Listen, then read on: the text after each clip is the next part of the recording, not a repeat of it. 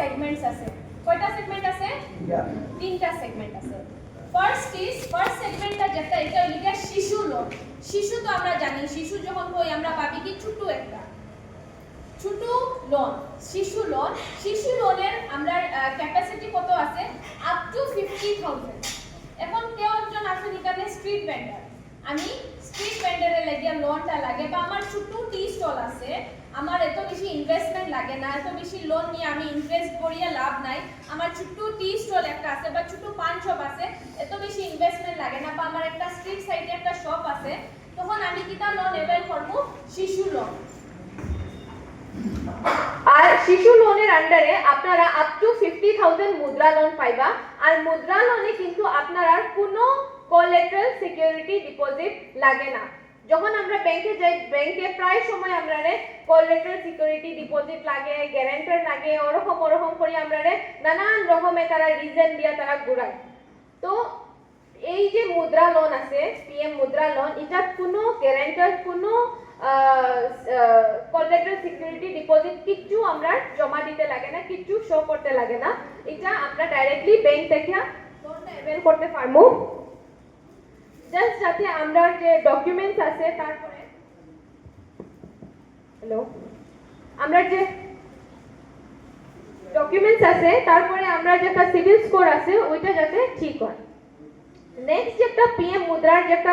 Loan আছে এটা হইছে কি কিশোর লোনটা 50000 টাকা 5 লক্ষ পর্যন্ত আমরা লোনটা পাই কিশোর লোনে সো আপনারা যাতে এখানে অনেকের ডিটিপি সেন্টার আছে যাতে আপনারা সব এখানে সার্ভিস সেক্টরের আন্ডারে তো হয়তো আপনারা ডিটিপি জেরক্স সেন্টার আছে কেউ বসিমালের দোকান আছে কেউ টেলারিং ইউনিট আছে কেউ কাপড়ের দোকান আছে হয়তো ওরকমই তো আপনার বিজনেস সো আপনারা লাগিয়া এই কিশোর লোনটাও আপনারা অ্যাভেল করতে পারবা 50,000 টু 5 লাখ এর আন্ডারে আপনারা যদি লোনের প্রয়োজন হয় তো পিএম মুদ্রার আন্ডারও আপনারা কিশোর লোনটা অ্যাভেল করতে পারবা নেক্সট একটা লোন আছে এটা লাগিয়া তরুণ লোনটা 5 লাখ থেকে 10 লাখ আপনারা চাইরা কি আপনার ইউনিটটা 5 লাখেও হইতো না কভারেজ হইতো না আপনারা আরো বড় লোন লাগে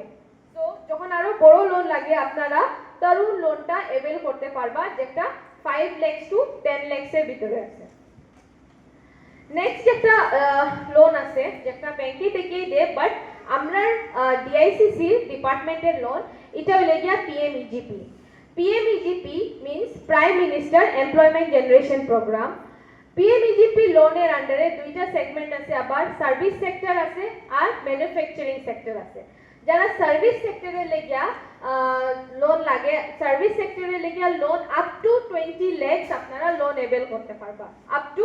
20 লাখ আর যারা কেউ যদি ম্যানুফ্যাকচারিং আপনারা 20 লাখ এর আন্ডারে আপনারা যত প্রয়োজন হয় আপনারা পারবা বাট ম্যাক্সিমাম লিমিট হইছে গিয়া 20 লাখ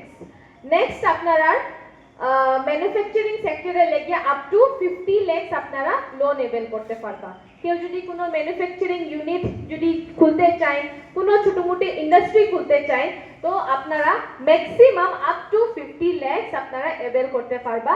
আর এই লোনের বিশেষ কথাটা হইল গিয়া এটা সাবসিডি পাওয়া যায় এটাতে 35% সাবসিডি পাওয়া যায় আপনার যদি রুরাল এরিয়া যদি হয় তাহলে আপনি 35% পাইবা সাবসিডি যদি টাউন এরিয়া যদি হয় তে আপনি সাবসিডি পাইবা 25% সো স্কিমটার ইমপ্লিমেন্টিং এজেন্সি হলো গিয়া ডিআইসি কেভিআইপি আমরা যারা অ্যাপ্লাই করেন আপনারা যে কোনো সিএসসি সেন্টারে গিয়ে অ্যাপ্লাই করতে পারবা এই লোনের আন্ডারে তারপরে আপনারা ডিআইসি অফিসে আইতে লাগবো আমরা আপনারা লোনটা ব্যাংকে পাঠাইয়া দেব আপনারা যে কোনো ব্যাংকে অ্যাপ্লাই করতে পারবা যে কোনো ব্যাংকের আন্ডারে আপনারা এই লোনটা অ্যাপ্লাই করিয়া অ্যাভেল করতে পারবা বাট এটাতেও কন্ডিশনস অ্যাপ্লাই আপনারা অন্য যেগুলো পার্টিকুলার আছে এগুলা সবটা ঠিকঠাক হইতে লাগে 3 নম্বর স্কিমটা হলো গিয়া পিএমএফএমই মানে prime minister formalisation of micro food processing enterprises এখানে অনেক দিদিরা আছেন আপনারা হয়তো এসএইচজির লগে জড়িত আছেন তাই না আপনারা আছেন এসএইচজির লগে জড়িত সো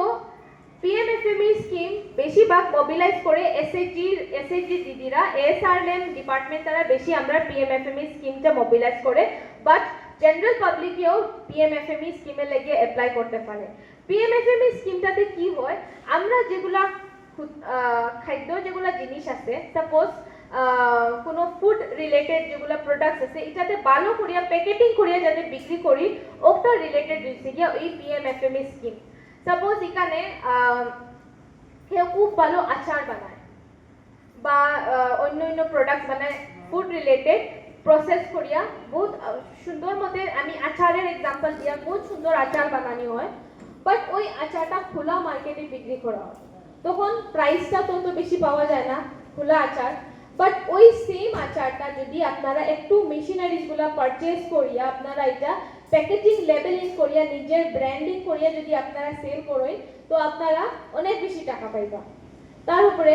আপনারা একটা নিজের একটা ব্র্যান্ড নেম একটা ইনিশিয়েট হয়ে যাব,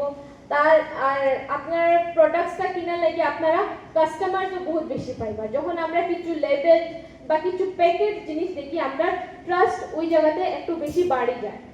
খোলা যদি সামান আমরা কিছু কিনতে চাই, তখন আমরা ভিতরে এরকম থাকে কি যদি একটা খাই আমরা কিছু হেলথ ইস্যুস হয়ে যায়, তখন ওই জিনিসের লেগিয়া বেশিরভাগ আমরা কিতা প্রেফার করি, প্যাকেজড ফুড প্রেফার করি। সো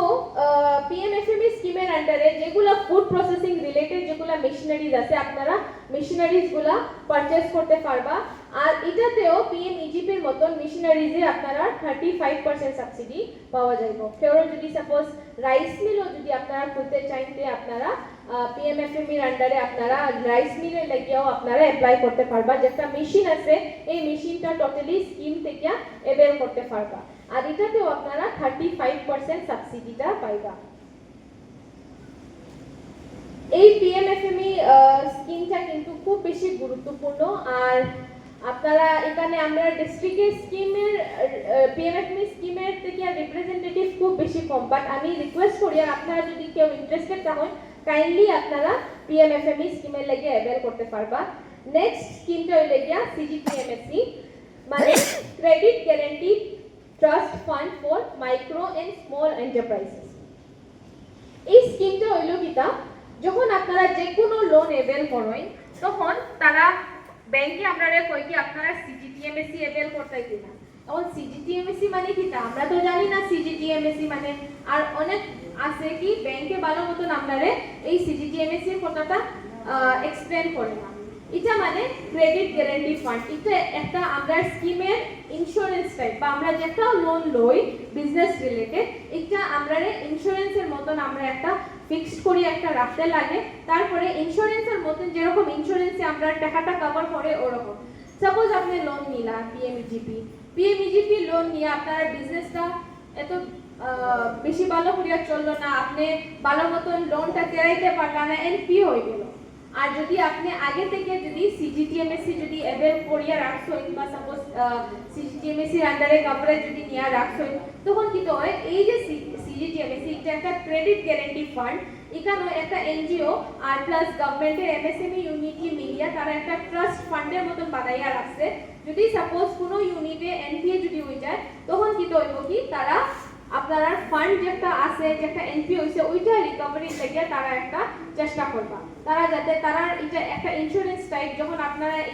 কোনো বিজনেস স্টার্ট করলে বা নিজেরও হেলথ ইন্স্যুরেন্স যেরকম কাজ হয়, যখন আমরা টাকাটা দিতে পারি না তখন এই ইন্স্যুরেন্সটা ওই টাকাটা কভার করে দিব। সিজিটিএমএসসিও সেম ধরনের আপনারা ইন্স্যুরেন্সের মতন বা ধরিলেন বিজনেস ইন্স্যুরেন্সের মতন আপনারা টাকা দিতে পারলা না, এনপি হয়ে গেল, ওই জিনিসটা সিজিটিএমএসসি কভার করে দিব। সো এগুলা স্কিম